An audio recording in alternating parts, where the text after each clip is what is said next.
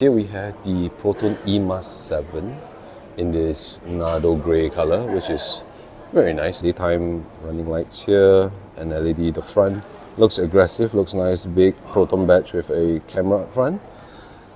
And then in terms of side vents, you don't have any side vents, it's just like that. It's just a design, but it's all very clean, very nice. And on the side we have the charging port. And the famous window design, which has one of China's cities on it. Side view mirrors with also a camera underneath. On the side we have the door handles here, which is pretty solid. Plastic on the matte plastic on the inside. But this one does give me reminiscence of other EV cars. It seems like a standard kind of design that you can probably get off market. But in terms of how solid it is pretty solid. Let's try the door opening. Nice.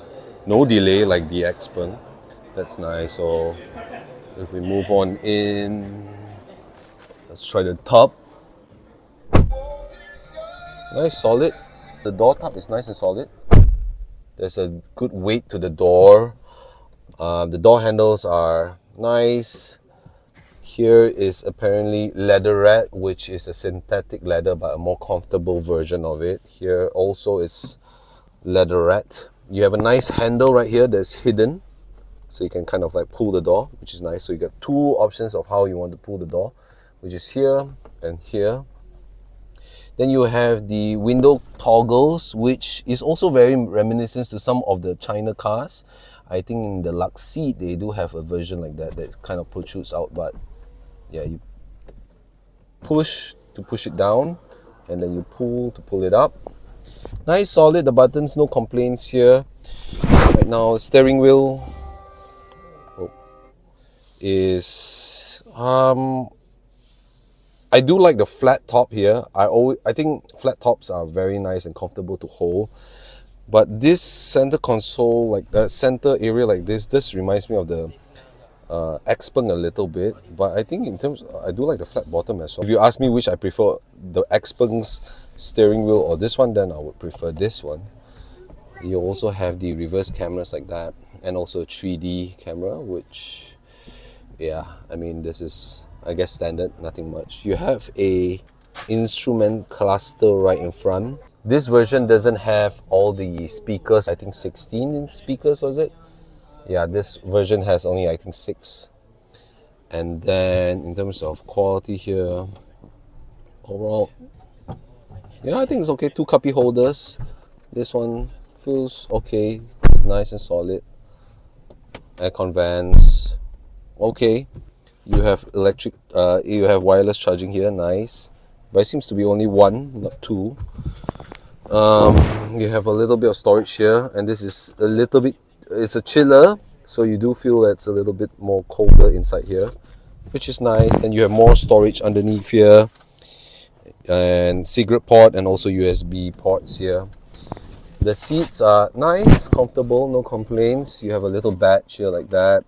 This version doesn't have ventilated seats, but you can see the design is the same. But of course on the premium version you do get ventilated seats. And other than that, glove compartment, lights, are they soft close? Oh, nice, soft close. It's just touch lights. This one, standard, nothing to shout about. This one also, one thing to note is that this one doesn't come with any light source, so yeah. Other than that, yeah, I think the controls, in terms of this one, I think it's smooth. Yeah, I think it's overall okay. I think it's quite standard. It's fast, so no complaints here. Nice. Side compartments are not felt, so it's just hard plastic. As usual, things are going to rattle. And if we move to the back,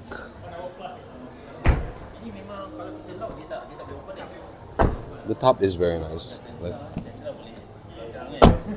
nice and solid. So this is pretty much my seating position. Of course, I was a little bit more generous, but overall, you have a good 2 fists of space, which is great, nice. You have the same dual handles here, here and here, which is nice. No cupping over. Space wise, very decent, and I think currently, like right now, I think it's pretty much a standard and a given that a car this size, a sports utility size vehicle, should come with this much space. So I have size 11 feet, you can see here, and we still have quite a good room, which is nice. Seats are comfortable, nice. Back here you have soft close lights, nice. Seat wise, I think no complaints here. It's actually pretty comfortable. You have two cuppy holders here. Other than that, you have this weird foam behind it, so it's not covered. It's not you don't. It's like an exposed material here. It's just foam, which is weird, but hey, it is what it is. A little bit of cost saving here, but I think in terms of comfortability, it's probably second to the Xpeng G6. In terms of the back, this is how the back looks like. Two strings of LED that kind of just goes like that, and this kind of additional design, a huge Proton badge as well as an eMAS badge. Personally, I think it's a little bit too big. On this version, it's not power automated, so but on the premium one it is. Yeah, this one you kind of have to pull it yourself. Yeah, and then in terms of space, it's very much similar to the Sea Lion 7 and maybe yeah, it's actually not that big compared to my Model Y, but it's nice that they have two compartments at the side here, but underneath here is huge. You have a huge well, so this is always nice to have. And there you have it. Pull it. This Prime version you get 18-inch wheels, and on the premium one you will get 19-inch wheels. So let's just have a look. No frunk, and pretty much this is how it looks like. I also noticed one thing, that this is similar to the BYD, where you have this like exposed frame like that, which is kind of on the thin side. This is not as thin as the BYD, so which is quite good. So slightly thicker, or maybe half a millimeter thicker, but which is always nice. So I think in terms of quality, maybe they didn't cut costs as much as BYD did, but overall this is nice. See whether is the steering is responsive. Is it too light? Is it too heavy? Actually, it's a bit too light for me right now. But I think it's because in comfort, right?